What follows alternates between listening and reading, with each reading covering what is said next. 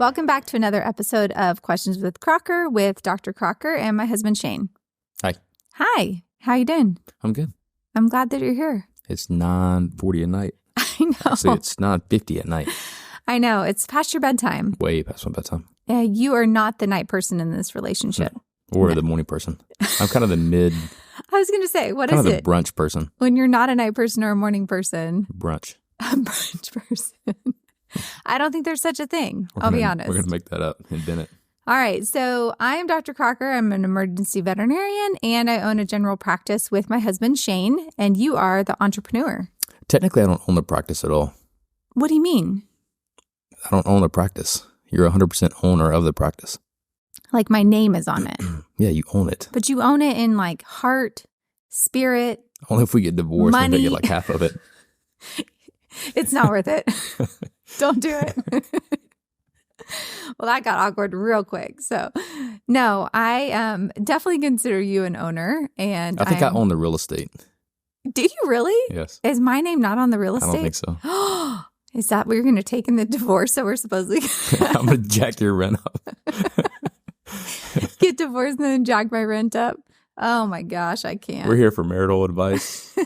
We are not. Okay, so let's just clarify what we are not. We are not experts. No. We actually have little clue about what we're doing, buying a practice and running it. I kind of know what I'm doing as a veterinarian, and I do a little bit of education and have fun on social media too. You do not, which is okay. Probably two of us doing it would be a lot in a household, don't you think? Yes. Yes, that's all you have to say. Mm-hmm. Yes.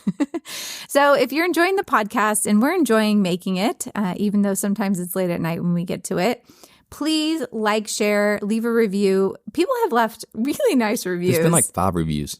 No, there hasn't. We're up to 24 or something. Where? On the Apple one. I don't think so. So we're on Apple Podcasts and on Spotify. I didn't even realize really there was another podcast option. But wherever you listen to your podcasts, you can check us out. And I watch it on YouTube. you do. I don't like to watch it on YouTube because I don't like watching myself. You do like watching yourself? No, it's just the only one I know how to work. I feel awkward watching myself and my facial expressions. I know I'm very expressive.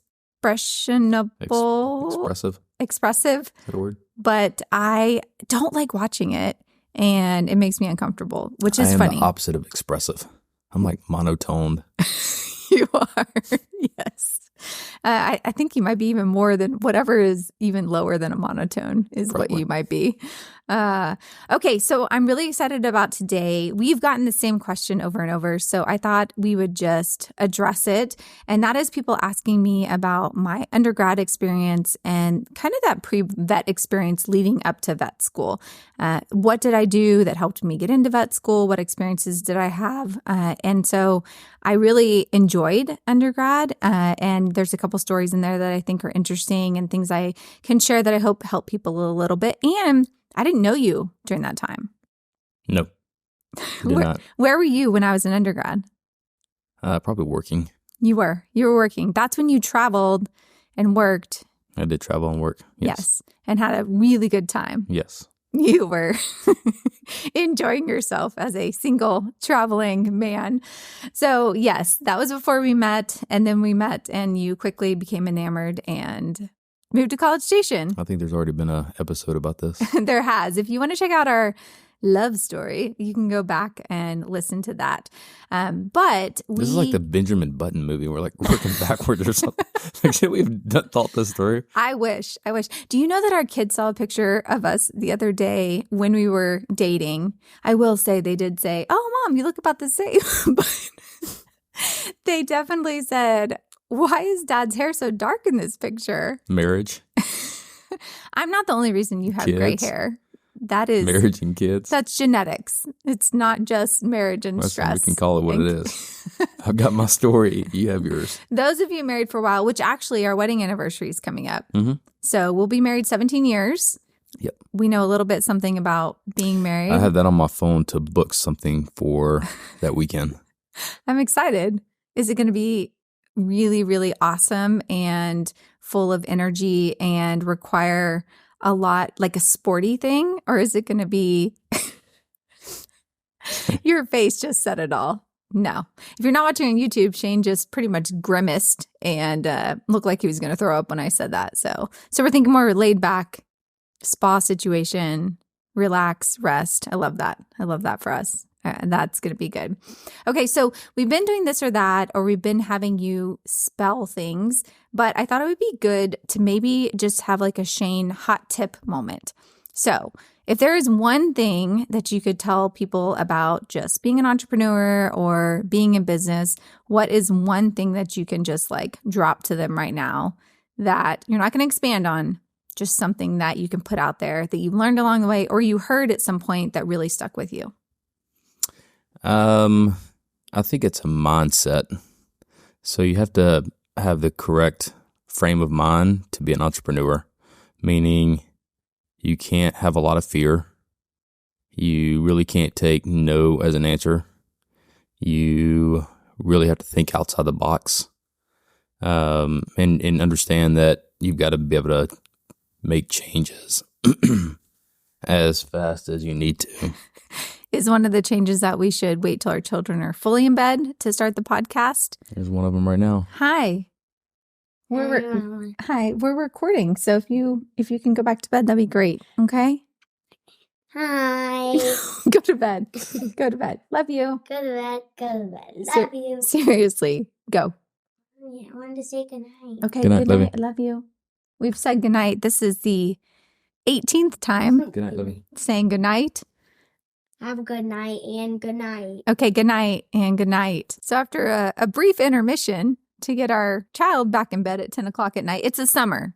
Yes. Don't judge. I'd also say I'm coming off a cold, so you're going to do most of the talking here.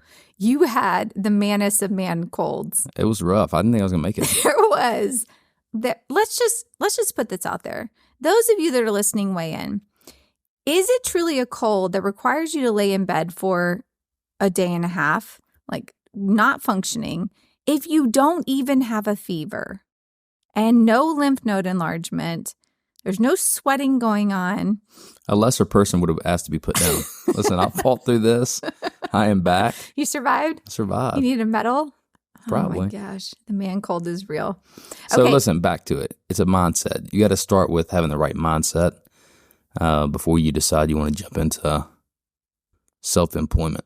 And I think, let's be honest, you can be a little scared. Being scared is okay.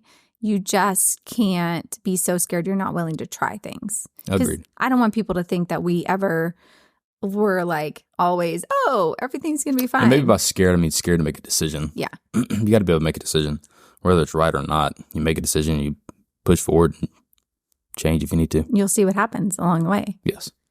I agree. And I like that tip. Appreciate that. I didn't even let you prep for that. So congratulations. A little bit of housekeeping. I'm about to go on my first trip in a while. I'll be at ABMA in Denver. By this time this comes out, that's not going to matter. So Harrison, if you want to cut that out, you can. A little bit of housekeeping. We are moving forward with hospital renovations. We finally have final plans. It's very exciting. You're rubbing your face, but it's going to be awesome. And we're going to talk more about that in future episodes. And other than that, we're just working a lot and traveling and running around with our kids this summer. And it's been really busy and really fun. But let's get into talking about my pre-vet undergrad experience. So first off, and I don't know if I told you this story, I'm sure I have, but when I started out in college, I actually started out at a junior college. And I often will tell people this when I go to vet school or go to pre-vet groups, because I think when people see you in a position of being a doctor, they kind of just assume that all along the way you've, attended these certain types of schools and your grades have always been stellar and like that's just how you made it happen. But I actually had a rough start with college. I was in the top 10% of my class in high school. And at the time, Texas A&M did top 10%, got automatic, what is it called? Automatic admission into school. And I was seeing all my friends get their letters of acceptance and I wasn't getting mine. And I had applied. And when I called them, they basically said, you did not apply. And we've already accepted everybody. And so you don't have a spot as a freshman at Texas A&M University. And it was one of those defining moments in life where I either could completely freak out because my whole plan, I had a roommate picked out, I had a place picked out where I was going to live. Like I had a whole plan of being in College Station. And when all of a sudden that wasn't an option, I could have just said, that's it. Like it's not going to happen for me. But instead, I sat and I was thinking, okay, I want to be in College Station. What are my other options? I did think about I could go to some of the other schools I got into, but I knew I wanted to go to A&M. I wanted to go to vet school. And so ultimately, I decided to go to Blinn, which was the junior college in College Station. And I went there and I basically found out right off the bat what it took to transfer into A&M. And I took the classes I needed to take and I made the grades I needed to make, and then I transferred into A&M. You know, there's also several people in your vet class that started at JUCOs and they transferred into major colleges. Some were even homeschooled in high school. Yes. And then went through college and then got in. So yeah, and it's everyone has their own path and their own journey. And I think honestly, that was probably my first kind of like adult defining moment of this is a huge setback and this is a huge curveball. And am I going to adapt and figure it out, or am I just going to kind of crumble under the pressure? And I was really happy to have a good support network and have, you know, a family that's like, whatever you want to do, we'll figure it out. And it worked out for me. But I find it difficult to believe that your dad was not completely on top of this.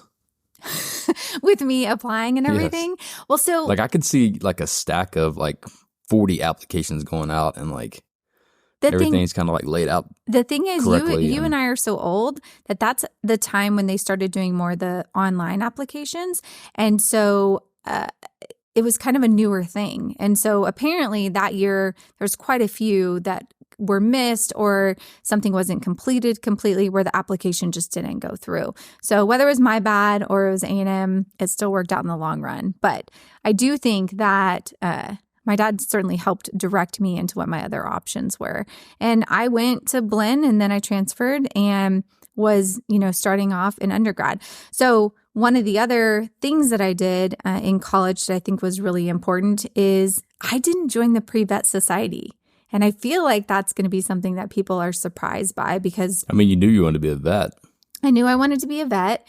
And really, I spent a lot of my free time networking, getting hands-on experience, volunteering, especially during like holidays and things like that, making connections, which ultimately led me to my first job, connections I made in undergrad.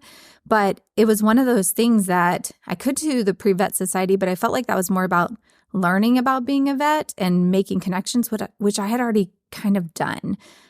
So I don't think you have to be a part of the Pre-Vet Society. I think some of them are great, and I've actually gone and spoken at A&M, but I don't think that's like a requirement to get into vet school.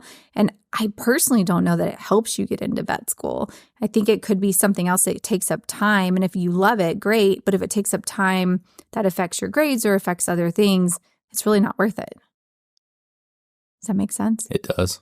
I just hope that people don't get mad at me for saying you don't have to be in the Pre-Vet Society to get into vet school. So hands-on experience, I mentioned pretty much every holiday, every chance I had, I was getting a hands-on experience.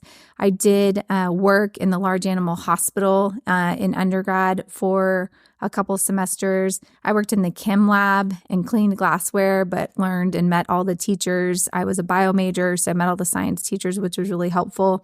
Again, just connecting with people and networking with people. And then one of the other things I did is I worked at a coffee shop.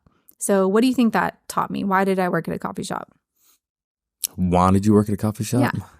I just think anytime you can interact with people and learn people is a good skill. I would never work at a coffee shop. But I could see where the value of learning to deal with people and good moods, bad moods, all the above. Yeah, so I learned how to multitask during busy coffee time period and take a lot of orders and, like you said, deal with people who were in a rush and people who had different needs. And I think all those experiences, I did a couple different jobs in like the service industry. In high school, I worked at an auto body shop and I filed claims and I helped people with their auto body claims. So always doing something where I had to interact with people, I had to communicate, I had to read people. And I think that really helped me in the long run because veterinary medicine for a majority of the jobs in it are people jobs, and you're interacting constantly with clients, and being able to communicate and being able to handle difficult people and also find ways to say no is really, really important. So I think jobs like working in coffee shops or jobs where you interact a lot with people are important in general. And then learning to be able to go to school and work was also important to find like that balance. Plus the extra money didn't hurt at all. So the other big thing that I did in undergrad, which I think was valuable, is I was a college athlete. So yes, I was part of the national championship Texas A&M equestrian team. And so we were actually a college sport, and we got to work out in the athletes thing. I remember the first time we went to work out officially, and you were a college athlete too. You played baseball. And so just my freshman year, and then I decided how not good I was, and then I transferred to another school. But you made it into college. So anyways, we show up, like all these little horse girls show up, and we really have no clue because we didn't necessarily like work out, like lift weights and stuff, right? We rode horses. And so we were athletic, but in a different way. And we showed up, and these football and baseball players were in there like lifting, and there was all this sweat and muscles. And they're like, y'all are doing squats. And half of us are like, how do we do squats? And so it was kind of funny because I think we felt a little out of place, but it actually was great to have like a routine, have a group of people that were, being there to check your grades, to make sure you were working out. Like we had to get up early. We had to take care of our business. Like when you're a college athlete, like we weren't allowed to slack. We had a lot of responsibilities. And so again, I think that taught me a lot just about showing up, working hard. And then I was a part of the national championship team. So I saw that hard work pay off, which was really valuable. And a lot of the people I met through that sport, some of them were actually veterinarians at A&M. And so those connections, again, were really wonderful when I went to apply to vet school. So I think networking, doing as much hands-on as possible is really, really important. The other thing about undergrad is, oh my gosh, everyone always stresses about their grades. And there is a minimum grade like requirement to get into vet school. And you understand why, right? Like the class is really hard. I mean, you want to make sure that people can do the actual work. Yeah. How many times did you take biology? Several.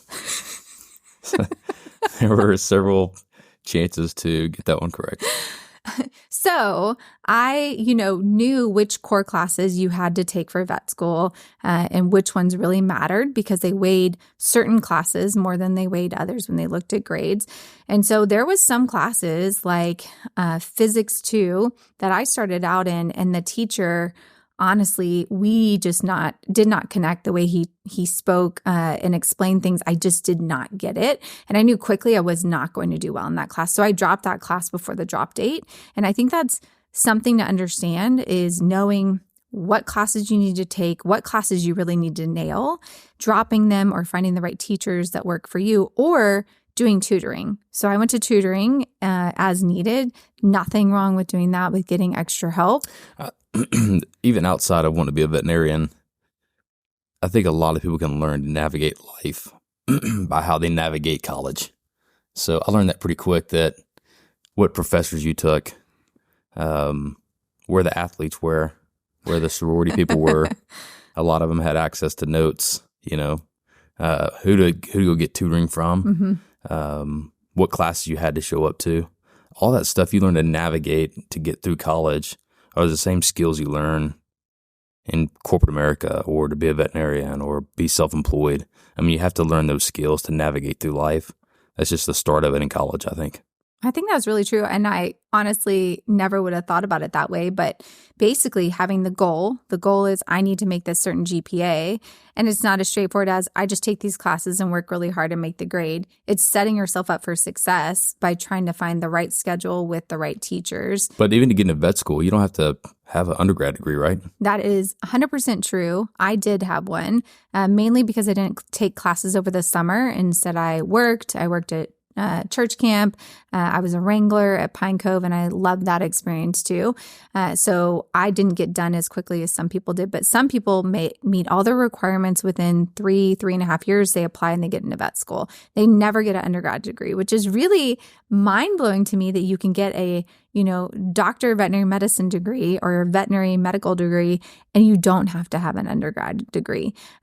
But that is something that a lot of people in my class did, and a couple people that were homeschooled did a lot of their classes even before they got into college, and they got into vet school after only being in college for 1-2 years. So knowing which classes you have to take, what prereqs there are, and what you absolutely have to take to get in actually can be really financially rewarding if you plot it out the right way. I see a lot of value in that. You're going to say that, yeah, I know. But I also think that people need to grow up a little bit before they're a doctor of veterinary medicine, meaning take 4 or 5 years in undergrad to learn who you are and how you do things and mature before you get into something as serious as that. I think even get an undergrad and then go work for a couple of years before you apply to vet school. There's nothing wrong with that.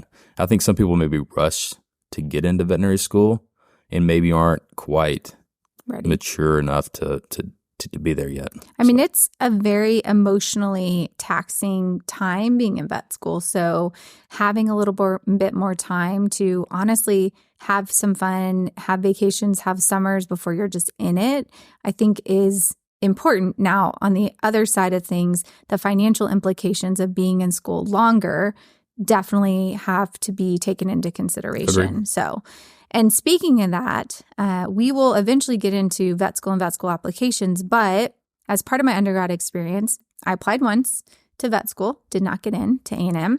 And so I basically had a gap year. Why did you not get in? Well, that is something I was going to address in the future. Oh. But when I talk about vet school applications, I was going to go all into it. Got it. It's a whole story. Come back to visit us in future episodes. Come back for future episode. Ding, ding. It's like a teaser. No. So I didn't get in, and again, had to figure out what I was going to do. And fortunately, I had developed a relationship with the 4-6s Ranch. Yes, that is the famous one that is now on Yellowstone. And I had worked there during my vet school application time. And so when I didn't get in, I just asked him, can I stay on working? And I ended up doing an extra almost year there of breeding and foaling season. And it actually was one of the most incredible times of my life, because being out in the middle of nowhere, just working on horses all day, living in a bunkhouse, eating in the, house with all the cowboys before they went out to work, and just working and hustling and learning and doing so much with these incredible horses was really impactful. And that is when we were dating. And so you came to visit me up there a couple times, and you had a meaningful experience of your own, didn't you? Yes, I did. It was actually a really good time, though. That was a cool place. It was. You're disconnected from pretty much Everything. Technology, TV, everything. All you're doing is working and under the stars at night, and you're so tired. You sleep great and you eat great, and it's really, I don't know, centers you a little bit and makes you feel like, okay, I understand like what's really important. So I definitely encourage people to kind of get off the grid and just work if they have a chance, because I think it really, I don't know, matures you, like you said.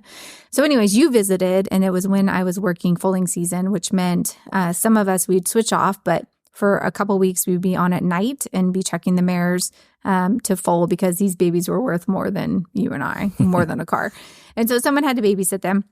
And so one of the mares started foaling when you were there, and these are big babies. And you were dating me. And I think I just said, like, grab a leg. And you're like, huh? Is that your recollection? Something like that. So there's a lot of fluids and things. And being married to you for so long, you don't like your hands to necessarily be dirty. No. And you jumped right in and you grabbed a leg and put traction on so I could kind of reach in and adjust things a little bit so this baby could be born better. And then kind of you and I, gentle traction, pulled the baby out. And it was a really cool experience, because I looked over at you and you're like, Did I just do that? I don't know if I was more wide-eyed then or when I saw him collecting for the first time. Yes, that's a whole other experience. Tell you what. Collecting stallions is, yes, not for the faint of heart. I mean, growing up around horses, I learned about the birds and the bees real quick. There wasn't much hiding what was going on in general. I was trying to like have a moment there for a second, but you just took it in another direction. But I mean, that is the cool part about our jobs is we get to see, life, and it's a very, miracle thing to be a part of. And so when you were there with me and you were willing to get your hands dirty, even though I knew that was one of the things that you hated, that was probably one of those moments that I was like, I gotta lock this guy. Coming fresh out of a finance degree. Yeah. In fact, I probably had a suit on when I drove up to the 4.6s. Yeah. That was definitely a much different experience. Very different experience, but a very cool experience to share with you. So, okay, so let's recap about undergrad and pre-vet. Knew I wanted to be a veterinarian, no doubt about it. Had a little bit of struggles, did end up going to junior college. Totally fine. You just got to figure out what the next step is to continue on the path that you need to go on if you kind of get off your path for a little bit. And then I really was intentional with my hands-on experience and my networking, which I think was a very important part of, one, me getting into vet school eventually, and two, being able to enjoy vet school so much because I already had so many connections. And then three, find really great jobs when I got out of vet school. And then I was a college athlete, which taught me a lot about hard work and having goals and teamwork, which is important.